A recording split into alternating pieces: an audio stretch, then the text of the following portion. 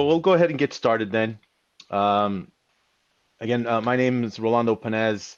I'm here with Jonathan, who's one of the product managers for the container security, and Dora's not with us today, but also from R&D. So I'm helping fill in. Again, I covered the global cloud technology architects in the US, or sorry, globally. But for Checkpoint, we have folks all around the world helping a variety of customers on emerging technologies. Okay, so actually, I'm gonna jump through here real quick. Give me 1 second. Um, I'm just gonna skip through this. This is some interaction we have on the side. So the presidency, or the scene here is that basically we typically for these demos we set up a demo environment. We set up an eShop type environment, and the play is that these eShop environments are like a side hustle that we can do, right? And as far as setting up our eShop, right? This is what we did. We basically in a cluster we have the front end registration website, and then we have the back end database, which is going to store customer credit cards, right? And so this is just to play on how a typical at a high level how an application will work, like an e-commerce type site, right? So basically isolating that database from any external communication, right? So only the front end has communication into that back end, right?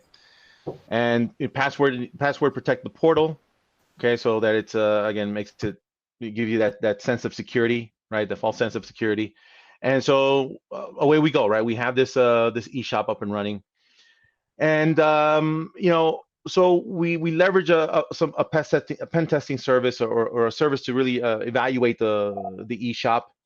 And lo and behold, we find that in this case, this environment is susceptible to Log4j. So and again, this is part of the report that we've gained from the pen tester, right? From an incident testing service. And so basically what the report says, look, somebody can leverage Log4j, pass in the an attack string. Using that attack string, it's going to download malware, right? And then that malware is going to be able to exfiltrate data from again all the pods that it has, that pod has a communication with, right? So in this case, it would be the database, and so from the database now it can extract the credit card information, right, and send it back to the attacker, right? That's essentially how a remote code execution for Log4j. Again, it's simplified, but variety of different ways that it can be leveraged. Okay, any questions so far? Good, all clear. Okay. So based on that, what can we do as far as with our cloud security, with a container security solution at Checkpoint, right, with CloudGuard? And actually, I forgot to. I have my camera on here, but it's turned off, so I'll turn that back on here. So what can we do? So again, the approach for container security with CloudGuard, right, our CloudGuard workload protection, is really based on a layered approach. And it's just like any other method of securing, any type of infrastructure, right? Network security, right? Or now this is cloud native security. The concept of security is a defense in depth, or a layered approach, right? There's no single solution that can be plugged into one spot that's going to be able to secure everything, right? And so we have a variety of different tools that we use to do that. So let's go ahead and run through an example of how the attack would work, right? So here in this case, this is from the attacker's machine. Okay, I have here's the where I would receive my payload. Okay, and this is where you would see some of the attack information. So we're going to just move this up here so we can get a fresh screen on this side. Okay, now we're going to take and basically we're going to attack our front end. So let's go to that front end real quick here. Okay, so here's that front end. I have the payload, the Log4j type of attack that I want to use. All right, when I send this attack in, okay, we see that we received the different commands as part of the attack, right? We've downloaded the payload, okay, we've extracted the data, right? And then at attacker end, we can actually see the results. We can see the information that's been pulled from that database. Okay. Now, if we look at the CloudGuard solution, we can see the types of or how our different security. So we have our agents deployed in this environment. So bear with me here 1 second. All right. So if we look at the events, okay, we can look at the threat and security events. Okay, so these are things that happen, and we can right away see some of the attack information that just occurred. Okay, so if we look at the timestamp, this 512, this just occurred right now, and you can see a variety of different alerts. Okay, so one way that the container runtime protection works is, first of all, it identifies, from startup, what exactly does this container do? Okay. And if we look here, actually, let me go to process. So first we'll look at the process event.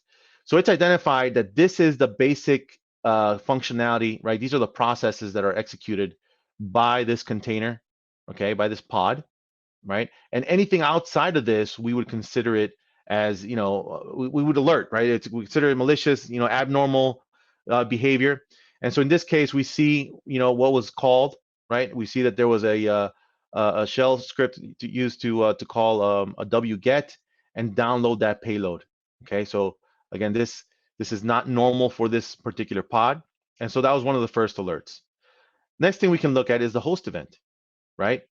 Again, this pod is not expected to make any calls outward, right? Any outbound communication, but we noticed that's why the whitelist is empty. But we noticed that it actually made a call to this IP on this port, okay? And then all the call stack info regarding that activity. Okay, so this is some of the initial alerts that are generated.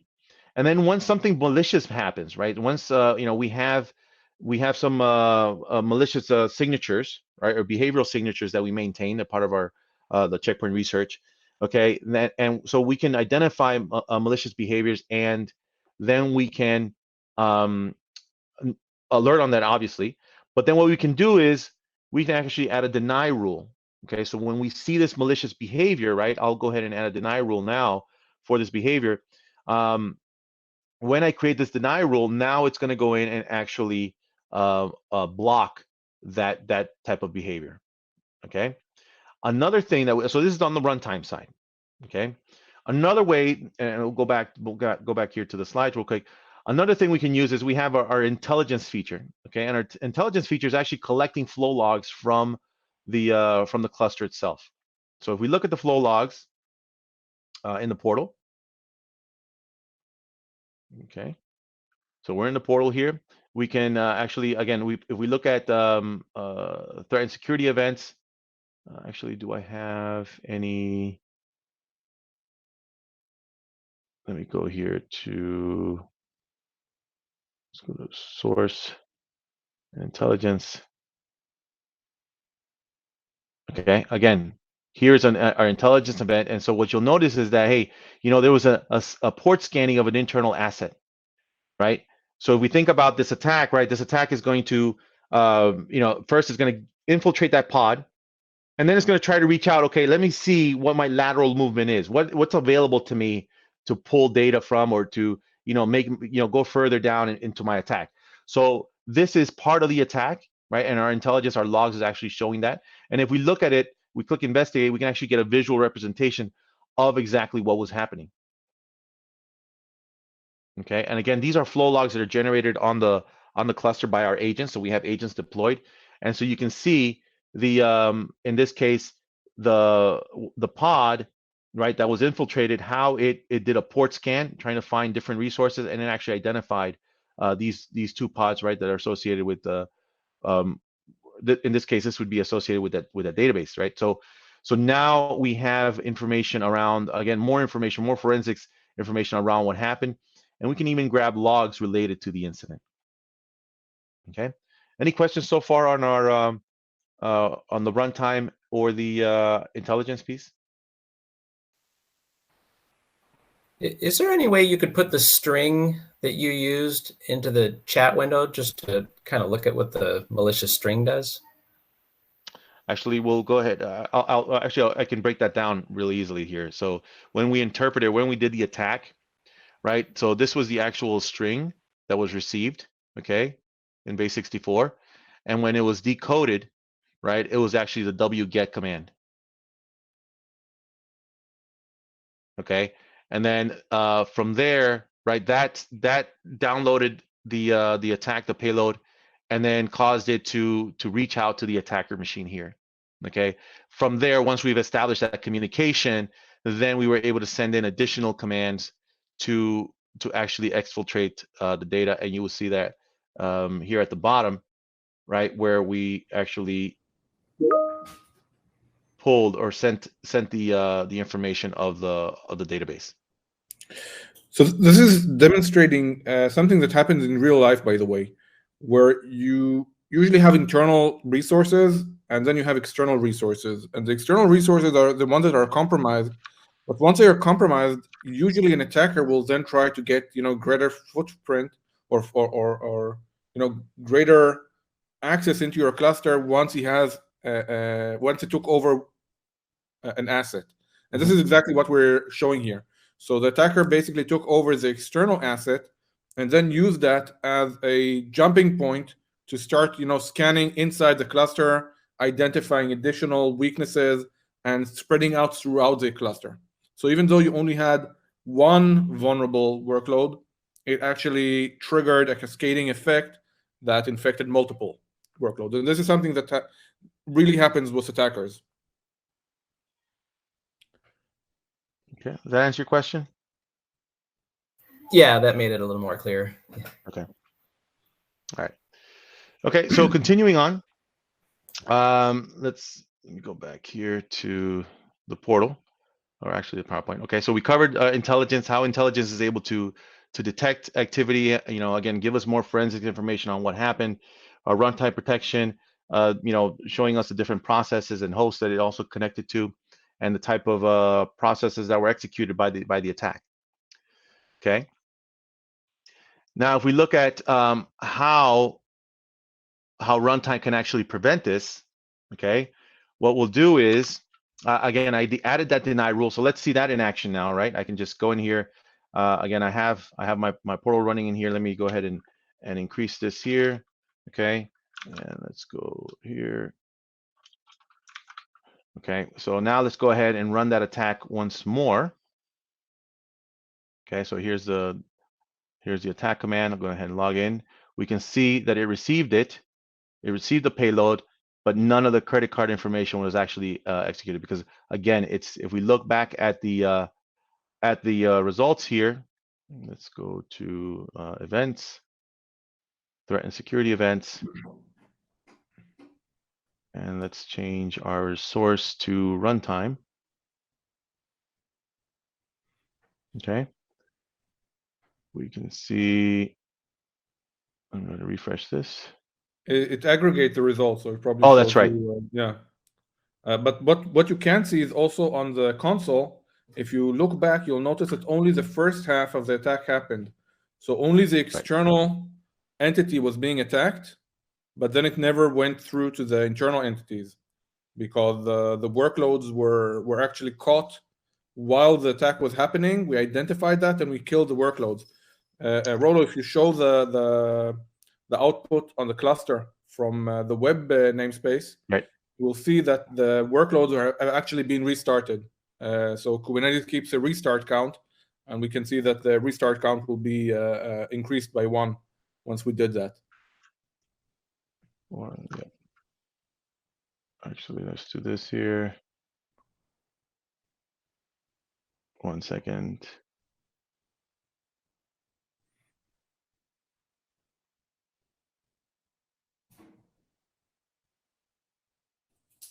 Let me do this. 1 second here. Actually, I need to get to the cluster from another terminal. 1 second here. Apologies. Forgot to have that ready.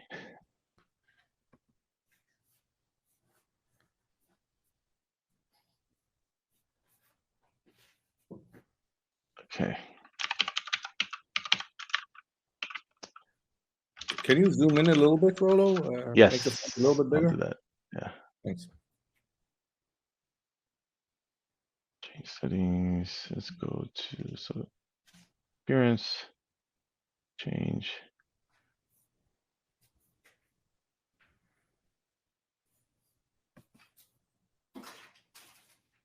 Okay. Okay. All right. Awesome. Thank you.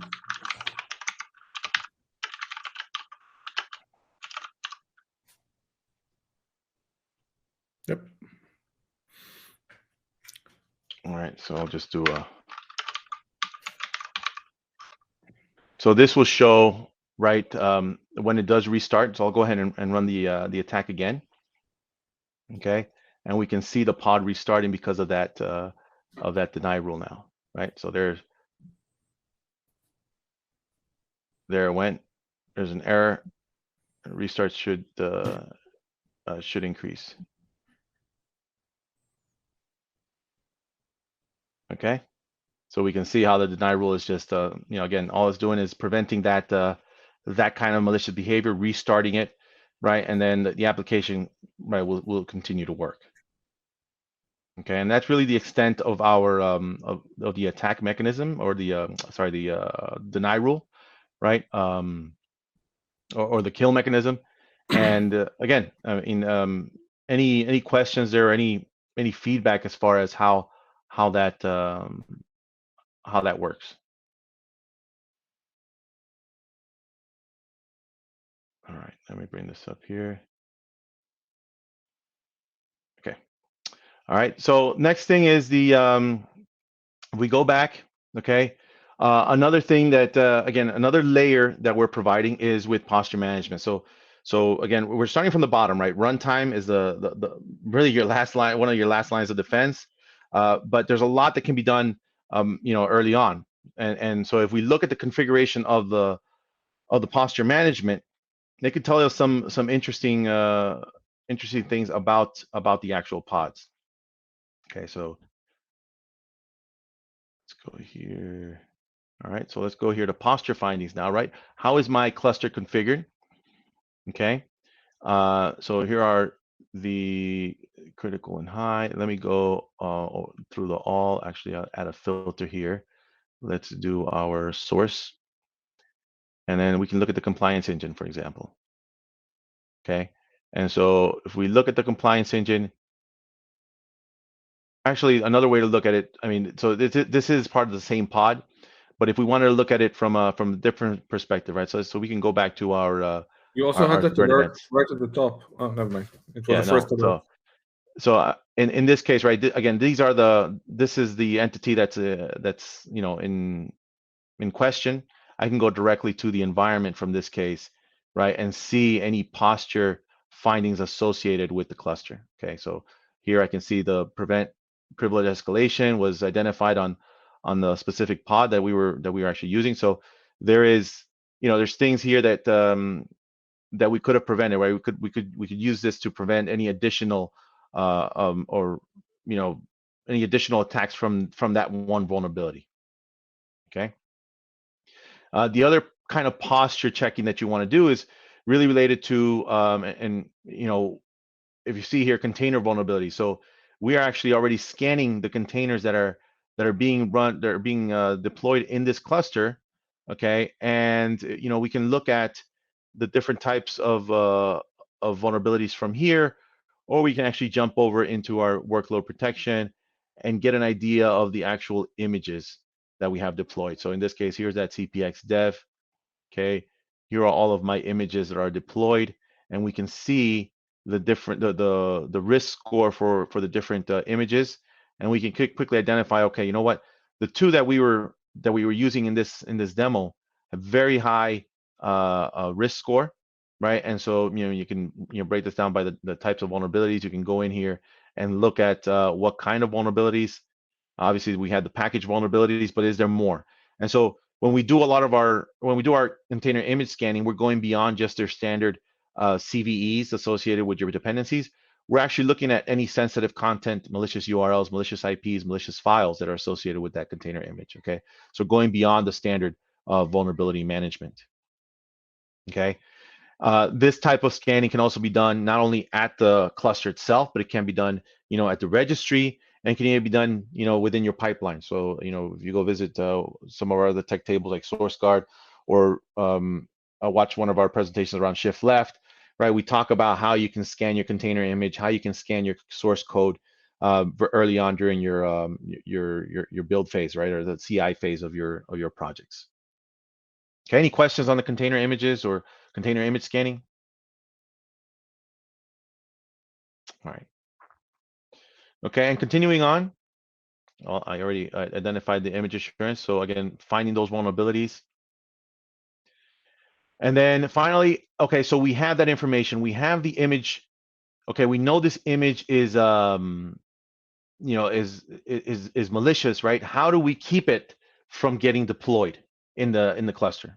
Okay, so that's where we can leverage the image assurance, the posture, right? The image assurance with admission control. Okay, so we can set up a simple test, a simple rule that basically says, look, if my image is vulnerable, then I want to go ahead and block that, right? So if we look here at our workload protection, we can check out a rule, what that rule would look like, right? We're basically saying, look, our image scan should not have any criticals greater than 0. Okay, so we shouldn't have any critical findings at all. If it does, then we should block it, right? I'll go ahead and show you what that event looks like, and I'll actually run I can actually run a deployment here. Let's do that. I can do kubectl. I know you can't see my screen here. Let me make sure I got the right file here. Okay, so if I do kubectl deploy, oh sorry, kubectl create-f CPX.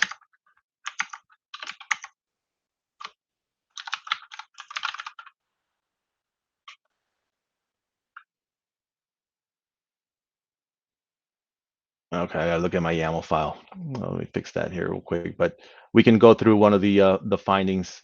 With that, I probably have a one space is off or something. CPX demo. We can see that's going to be a threat and security event. Let's go to admission control.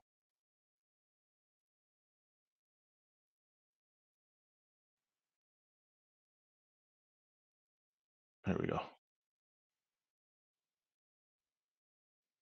Okay, so it's 24 hours. Let's go to 7 days.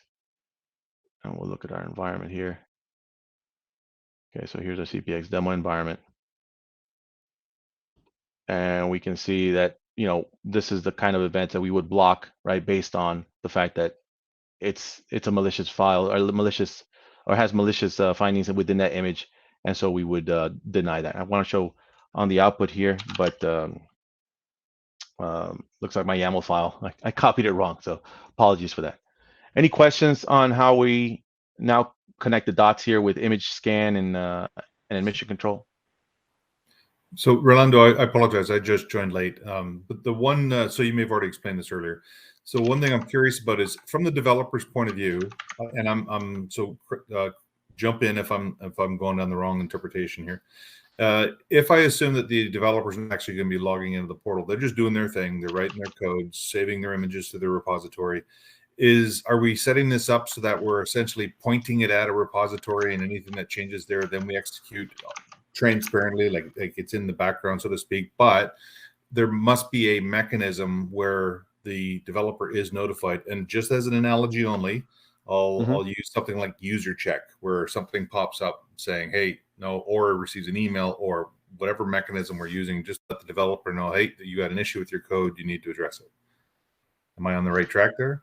So again, you're referring earlier on, like within shift left, right? So within a pipeline. Sure. Yeah. All right. Okay. That's the context then that I'm missing. Sorry. No worries. Yeah. So shift left can do that same image scan that we're doing here within the cluster itself, right? The same technology is available with shift left image scan, and you can run this within your pipeline, right? So, and in that case, that would notify you can either notify through your pipeline. So let's say you use Azure DevOps or or GitLab, right? They have their own notification mechanisms, but you can actually ingest your findings into the portal, into the same portal here, and use the notification policy of CloudGuard to send those alerts via Jira or whatever, right? And again, it's all tied with when you use the shift left tool.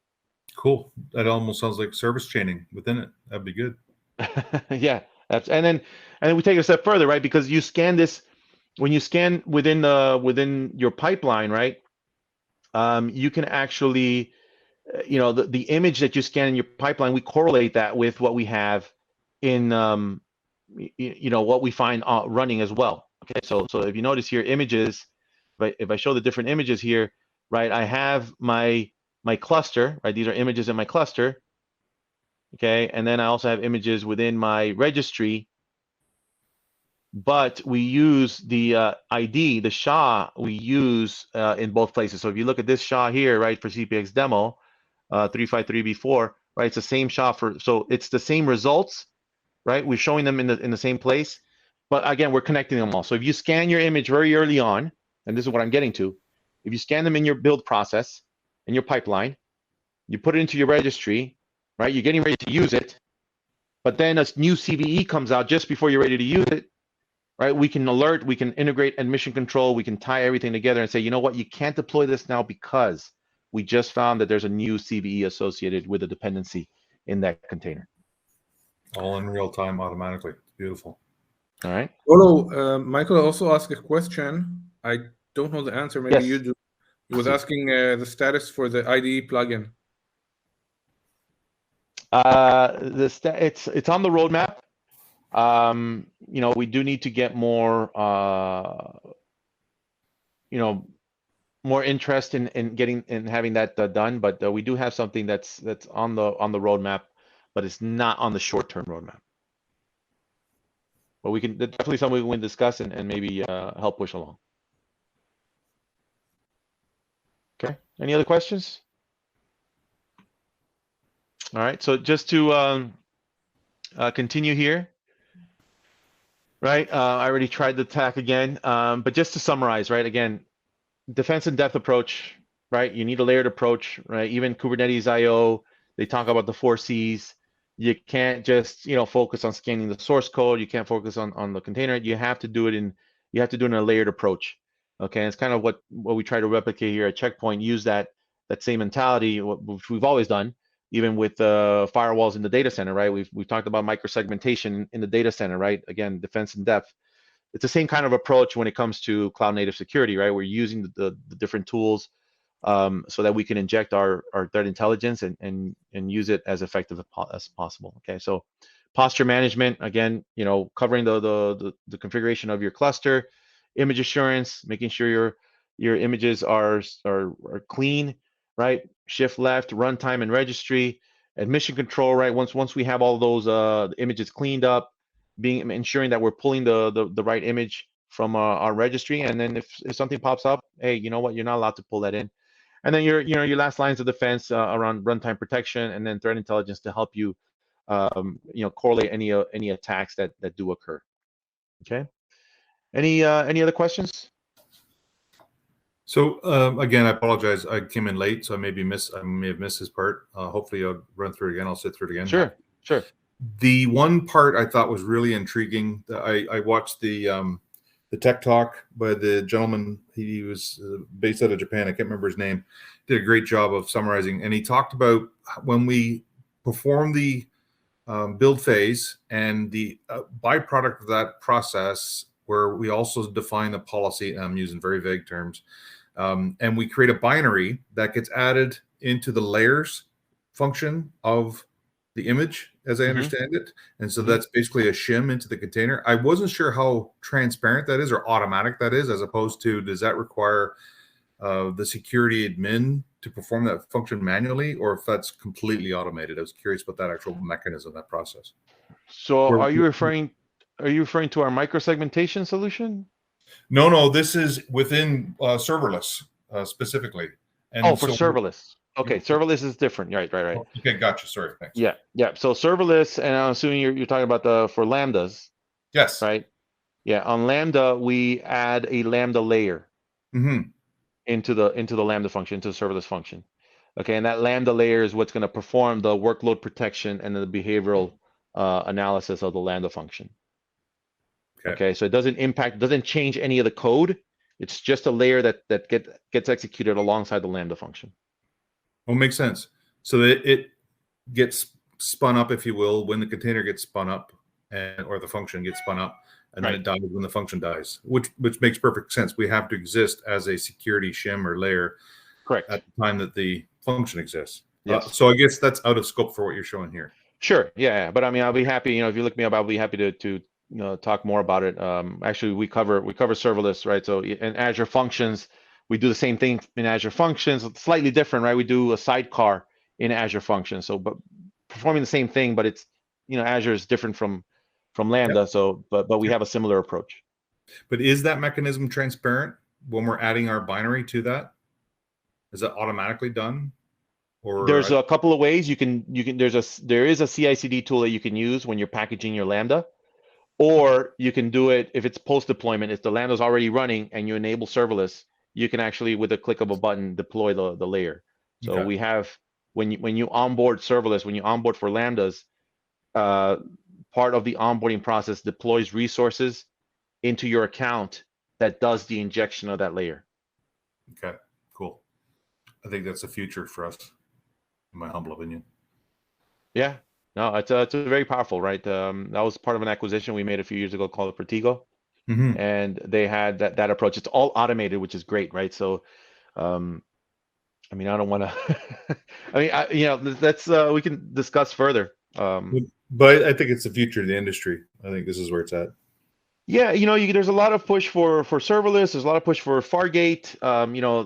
Really leaving a lot of the management of clusters and things to or compute essentially to the providers and other solutions. So it depends. It depends. No, good So stuff. no, good discussion. All right. Well, I appreciate it. If there's anything else, please, feel free to stick around. We'll go through this again, and yeah, looking forward to getting some more valuable questions from you guys. All right. Thank you, everyone. Thanks for letting me. Yep. Take care. Thanks, everyone.